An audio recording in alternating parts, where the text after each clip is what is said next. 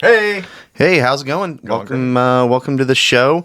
We got our little bobblehead Jesus here, and we're gonna start the timer. Sands of time, baby. Sands of time, so we know what's going on. So hey, we thought it'd be fun to kind of look at the story of Moses and Exodus, and kind of through the prism of great story, right? Many movies about Moses. And so we kind of want to look at it. Every great story has, heroes and villains and victims. And so today we kind of want to look at the hero portion of it. Moses, very complicated story. Long story short, comes back to his people and helps free them from slavery, from captivity. So he's kind of seen as the hero of the story. A hero is really a character that faces their challenges and then kind of transforms through the process. Overcomes. So who is one of your heroes in your life, present, past? Okay. Oh, it's like real life heroes, hero, right? Real life hero. Real life heroes. Man, when I was a little kid, my grandpa could do everything. Yeah. Total hero. Follow that guy everywhere. Yeah. Do whatever he said. Just full utter going after the hero. I have I recognize some of that grandparent trust the grandchild has with that grandparent, just looking up to him, just gods amongst men sort of thing. Yeah. And a funny story was one time I was with my nephew, so I didn't have kids yet. I had my nephew, and I was with my dad. So this is grandfather grandson relationship happening here, and I'm just present, right? Sure. And I don't know, kid's probably 2.5, 3. He's walking really well and all that, but still just this cute little innocent thing. And my dad asked me, he goes, "Do you want a juice box?" He's like, yeah. So my dad takes the juice box, gets a straw out, slides it down in it, hands it down to him. You can see the visual, right? Hands it down to him, with the straw, right at him. Just great grandfather moment, right? Yeah. He goes, "Here you go. Squeeze real tight." Squoop. Oh, that's my favorite. Just power washed his face. Yeah. But that's kind of the little awe trust I had with my grandfather when I was a kid. There were in my little bitty hometown, there were, we went to this little bitty school, kindergarten through seniors in high school. Oh, wow. Yeah. All together in the school, right? And I remember having heroes that were like upperclassmen. Oh, right? yeah, definitely. It'd be like working it'd be like being an intern in the front office at Arrowhead. Sure. And you're clicking away on some scheduling as Patrick Mahomes walks in, right? He goes, "Hey, Mitch, what's up?" Yeah, and you're bro knows my name. Yeah. You're walking to art class with your fellow kindergartners, and there goes the guys you saw on the football field Friday night. Yeah, that's cool. So I had lots of little fun hometown, small, quaint, real life heroes. But you Keith, you're from the city. I'm the big city of Lee Summit. Yeah. Life was more real for you. Well, so I always think back, and I had one really big hero growing up that I still talk about today. So if anybody ever asks me "Hey, who's somebody you look up to? Hey, who's your hero?" And I hate in part that it's a sports hero. Yeah. But it's not really it's Arthur Ashe, okay, tennis player. Yep. And it's not really the fact of what he accomplished, it's how he did it. So one of the first black tennis players, and a lot of the lines judges and umpires were racist. And so a ball he'd hit a ball and it would be clearly in, but they would call it out, right? Because they didn't want him to win. And then vice versa, his opponent would hit it, it would be clearly out, but they wouldn't call it out, right? So here you got this guy who loves the sport, is great at it, and he has to play in a smaller court and then in a bigger court for himself, right? And not once did he complain, Not once did he, like, at least that I know of. I mean, this could all be wrong, and somebody can crush my hero dreams. But, I watched a lot of film and stuff of him, and he never, like, argued, like Andre Agassi did, and argued the situation. He just overcame, right? Like, he just persevered. He just persevered, kept playing, and would win. And I just think that's so admirable, right? And it was really cool when I was in college. I got to meet a guy who knew Arthur Ashe, and because he dated Arthur Ashe's daughter or niece, I can't remember. And so he kind of knew him and said he was a great guy, like a really just out of the spotlight and everything. Was just a normal, down to earth kind of guy. So I mean, I loved it. I love the story. I wish I could be like that, but I'm too loud. So, but that's true. That's true. I'm very loud, and I don't think that I could do that, and so that's what I kind of really look at and kind of aspire to. Well, I think a lot of times you said I feel bad that my heroes were I had these sports heroes, but it's kind of that gladiatorial stage of our time that puts people on this in situations to publicly perform larger than life. Yeah. Right? I just dislike how some people will look at a sports person and kind of see them as a hero or idolize them or whatever, and they're really not a great person in life. Mm-hmm. And I think that's what kind of bothers me a little bit with it, is that, for you to really look up to somebody, I think there needs to be a reason beyond, I can throw a ball well, I can hit a ball well, I can catch a ball well. Of course. Well, you know what I mean? I think that's what I struggle with, just personally, with it. Well, and I want to give a little grace to it and bring it back to Scripture. And we're talking about Moses. Yeah. Right? And Moses has this heroic story, but amongst the Hebrew people, right? He grew up with this life of luxury. Mm-hmm. Then he murders an Egyptian, mm-hmm. right? Well, that Egyptian probably had a family. He's a villain. Yeah, he's a villain of somebody's story. Right. Right. Think about Pharaoh's daughter who raised him and loved him, and he's completely turned against her and her household. Yeah. Right? Think of the villainous story from that perspective. Yeah, from the Egyptian perspective. Right? Right. He's not a hero. He's a villain. Super villain. A super villain. Yeah. Yeah. And I think that, and we'll talk more next week about villains. You're right. I think the difference is, with the story of Moses, is that he was kind of on this villainous path, right? And then he transforms and becomes the hero of the story. And I think that's what great, that redemptive quality is what we look for in a true hero, right? And without the redemption, I don't think you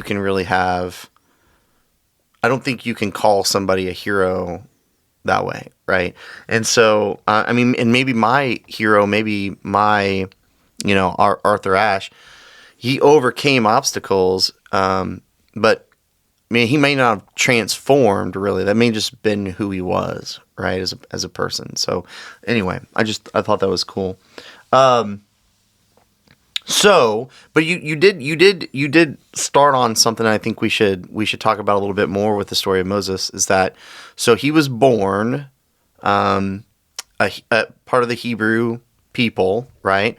And there was kind of the king, there was a law that, kill all the Hebrew boys. Yeah, But we have an overpopulation thing. We have an overpopulation thing, and the last thing you want is a bunch of to get outnumbered by your right. To get outnumbered by the slave population, right? Oh my. So kill Hebrew boys, keep the girls, right? And so Moses's mom tries to save his life by putting him in a bassinet in the river. To I don't know. I guess hoping that the river would take him downstream and somebody would find him and raise him, right? Geographically was north. Was up. We're talking about the Nile, man. Denial. She was not in denial. And then so the Egyptian, the Pharaoh's daughter, right? Daughter? Yeah. Finds Moses and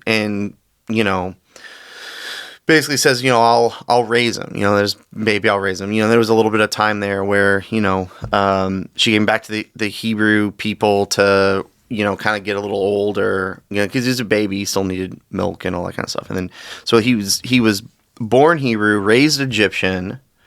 And then when he got older, he was there and watching the slaves, and there was this Egyptian guy who was beating up on a slave, and he kills him. Yep. Right. So, and then he basically runs away because he finds out people found out about it. Right. So he runs away. Man without a country. Man without a country. Right. So this is an interesting question, right? And granted, we have the luxury of knowing the rest of the story, but what would you do in that situation, right? You're born one thing, you're raised another thing, you have this horrible, you do this horrible deed, regardless of who you murdered somebody. Mm-hmm. What do? Do you run away? Do you face the consequences of it? So the real question is did Moses do the right thing in the time, right? Was running away the right thing? It was providential. Mm-hmm. Part of the plan, whether Moses knew it or not. He was, I'm going to say, probably had an overwhelming, compelling sensation to flee the situation. Do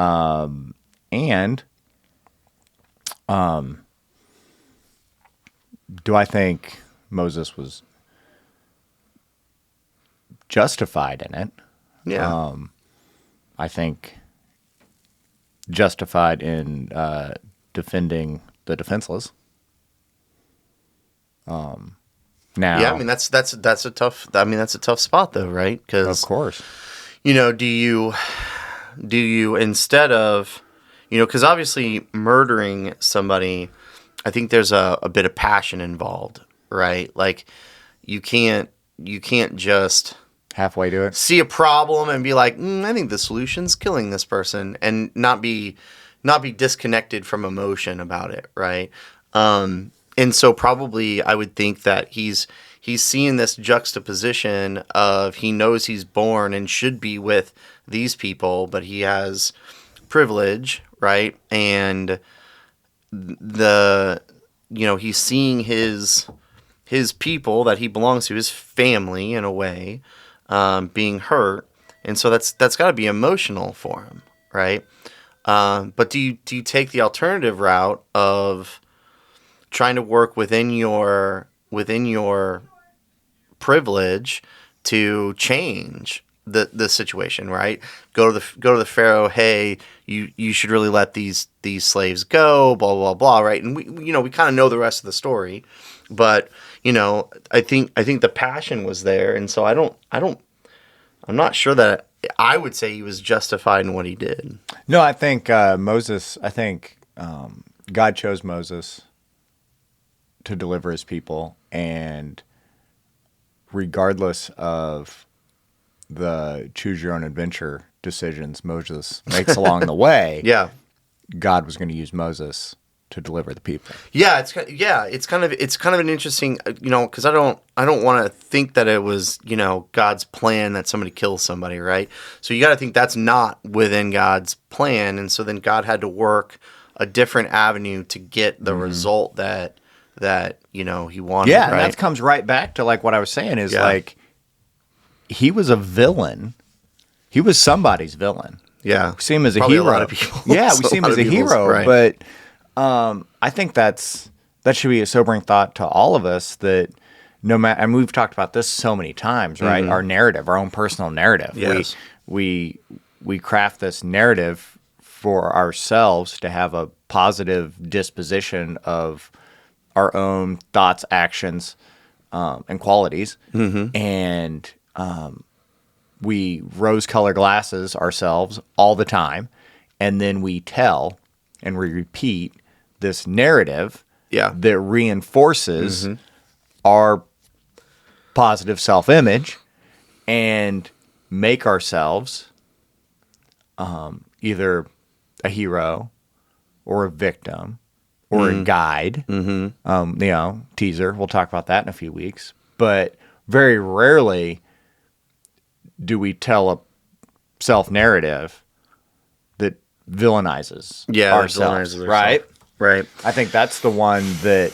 I think and we start to. I'm not but then saying it doesn't I think, happen. No, I think what sometimes we start to go down that villainous path, but then we turn ourselves into the victim really quick, right? Like, I only did this because Right, and I then, was victimized. and then once in we this get, way. then once our narrative leads us into the victim realm, that's an easier path of transformation to be a hero. Yeah, I think that what's interesting is, and this might be slightly off topic, but it kind of works. I worked in retail for a long time, and in retail you deal with a lot of theft, right? You deal with internal theft, employees stealing. You deal with external theft. Well, no, they're not really customers because they didn't buy anything, but people coming in externally and stealing. And what's interesting is when you have conversations with people and they're being honest with you, right? So you get an employee that's potentially been stealing from you for a while. You got the evidence kind of laid out. And you're having that conversation with, like, dude, what were you thinking? It always is because they feel victimized in some way, and they feel like they deserve more than what they're getting, like paycheck wise or whatever, right? That it started off with, I just feel like I do all this work, and it's almost always a really good employee too, right? I do all this work, I just don't feel like I'm rewarded enough, and so I took this, and then the funny thing is, it becomes so. They always say the same thing. The first time, you almost never catch somebody stealing the first time, right? Because they're very careful. They're they do something. There's an opportune moment or whatever. You always catch them later down the road because once they get away with it a few times, it becomes easier and easier and easier and easier, and then they kind of Habitually form. They mess up because they're not as whatever. And so that's kind of the example I would use of this victimhood perspective that we can get in, right? So maybe we start to see ourselves doing something wrong mentally, whatever. Maybe we're mad about something or whatever. I'm gonna do that. I'm gonna do the dishes I'm gonna angrily. do this. Yeah, I'm gonna do this. Yeah, I'm gonna do the dishes so angry right now. So angry. And then it's you gently turn yourself into the victim, but then it becomes easier and easier and easier and easier and easier and easier and easier that you just then end up being the victim. Everything's against you, right? The whole world's against you because you've been whatever your entire life, right? Beat up, bullied, picked on, whatever it is, right? So yeah, I think when you're in that position, it's so hard to transform and to become that hero, right? Like, I think that's really the hard part. So I'd ask you, think of what's a really transformational moment in your life where you were able to get out of, say, one of those spirals and really transform and become the hero, even though we don't like to think of ourselves as hero, but really, how do you get out of that victimhood, a time in your life that you got out of that funk and you persevered? Well, I think as I'm trying to like identify do you have anything in mind? Well, I mean, the obvious analogy is you played sports, I played sports, I played tennis, and sometimes you get in that funk on the court or on the field, right, where nothing's going right, and that can easily turn into you just blowing the whole game because I'm not hitting this ball right, and then you just keep not hitting it right, and you gotta transform a little bit there. That's the easiest example, Yeah. right? So I think in searching for a deeper, more relevant example, kind of the on the spot thought process I'm going through is I think that transformation includes relationship and selflessness. So, it'd be looking at when was a time you put the needs of others or the justice of others or the safety and security of others ahead of your own. I think that's almost a heroic definition. Yeah, no, I would probably agree. I think maybe if I had to think about it, so my wife and we dated for like 4 years, 5 years or something, right before I proposed, and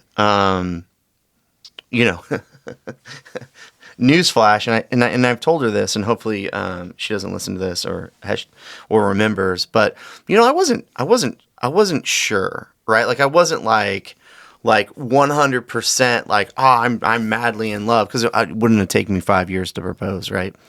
And something happened along the way, and actually, so what happened really was that I wasn't sure if I wanted to. It was great. It was a great relationship. Everything was going well, but I was like, I don't know if I want to spend 40 years, 50 years, 60 more years of my life with this person, right? And so I used to have these crazy dreams. Well, you ever have one of those dreams where like something's falling out of the sky, like an airplane or a meteor or something, and you try to run away from it, but all of a sudden, like you can't run anymore, and you're like, you're trying to run. Well, I used to have these crazy dreams where stuff like that would happen, right? And I would wake up and I'd be so terrified, I would wake up panicked because it's hard to, You're disoriented. Yeah, you're disoriented. So I remember I had this dream that I was on a tennis court playing tennis, and a plane was falling out of the sky. And it was the first time I didn't try to run in my dream. And I just looked at it, and I just had this thought of like, if this is it, right? Like if this plane lands on me, I'm happy in my life. Like, I don't need to run. And I woke up and I looked over, and immediately when I woke up, I was looking at Shauna, my wife, and I wasn't scared. I wasn't scared of the dream. You weren't, yeah. And I realized my life was exactly where I wanted to be, And then, so yeah, man, that same day went and bought a ring and proposed to her and told this story, by the way, and started crying uncontrollably during it, so much that, I was like, I had her sitting down, and I was going to get on one knee, and so I'm telling this story, and I can't control. I just start sobbing, right?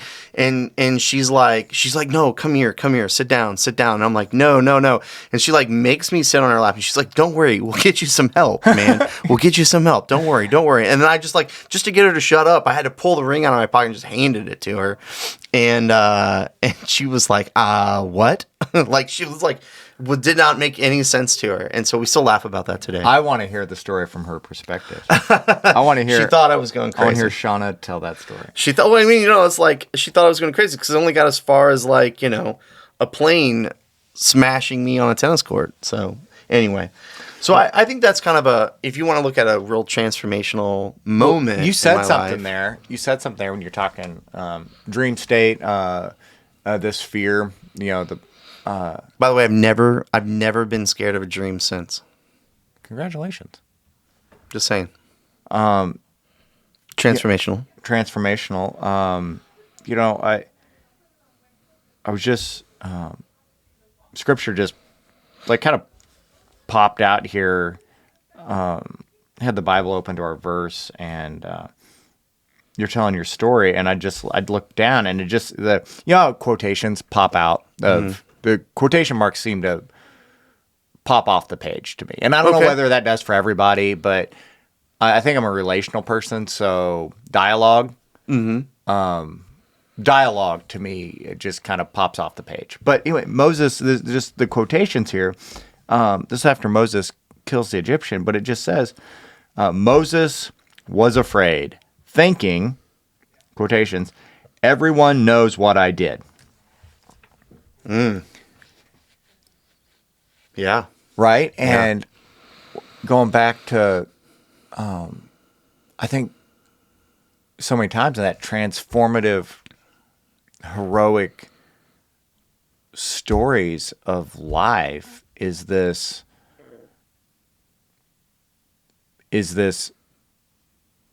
owning, right? Owning that past, owning our sinful nature, owning our failures, and then going back to be better than what we were before. And Moses runs away, right, because of this thought. Everyone knows what I did. Yeah. I need to get somewhere where people don't know. People don't. Right? It's like the opposite of Cheers, where everybody knows my name, where no one knows my name. No one knows my name. Running away. Yeah. Man, think about, you don't have to answer this question. All right. Nor do the listeners. But think about, and I'm sure it pops right into your head, that one thing, or maybe more, that if everyone found out about you, you would be so afraid, like Moses, you would want to run away. Run away, man. Crazy, huh? And so the point is, like the story of Moses, is how do you work through your own redemption, right? How do you work through your own transformation and not forget about what you have done in the past, right? But how do you, not to sound cliche, become a better person than that? Like, not do it again, right? Grow into who God wants you to be. Right. God had a plan for Moses. God had a redemptive plan for Moses. God's plan for Moses saved countless lives. Like, God's plan for Moses set up the salvation of the Hebrew people, which led to, world history as we know it, and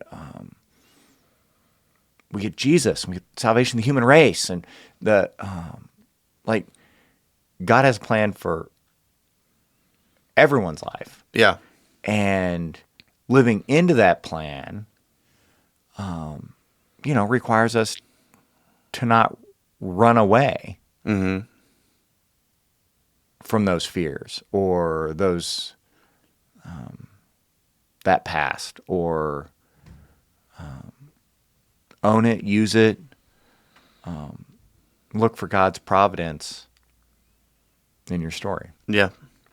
Yeah, I think that's great. I think that's the time that we have for today too, and I think that's a really great thought to leave on. So, join us next week where we kind of continue this conversation around Moses and his transformation, and we look at So we talked about heroes. Next week we'll talk about some villains.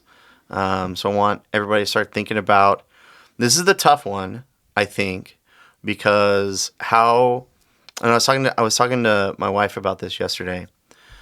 And you kind of talked about it earlier. Is a villain to you may not be a villain to someone else. They may be a hero. Yeah. Right. So how do you come up with an example? And I don't say anything. I want you to think about an example of a universal villain. Universal That's villain. nonfiction. Oof. All right. I don't know. Because you're like Cruella de Vil, right? Fictional character. 101 Yeah, but Dalmatians. no. They remade like there's an I'm updated talking old version school. with Yeah, like I'm a talking the old school. backstory. I'm talking the old school. You know, have you seen Wicked? Wicked. Like the whole Wicked Witch. Yeah, but the whole story, Elphaba, great musical, right? Like, Anyway, so Ursula in The Little Mermaid, the little octopus lady. but you're looking for a I'm looking for a universal, nonfiction, real villain. real villain in the world that everybody would look at and be like, that's a villain. Until next week. I don't know. I know. Do you have one in mind? I do. Really? Oh, yeah, I got a good one. Okay. Can we get sued? Hopefully not. All right. Oh, hey, look, sands of time ran out. Moving on. Thanks for joining us, and we'll see you next week. Have a great time.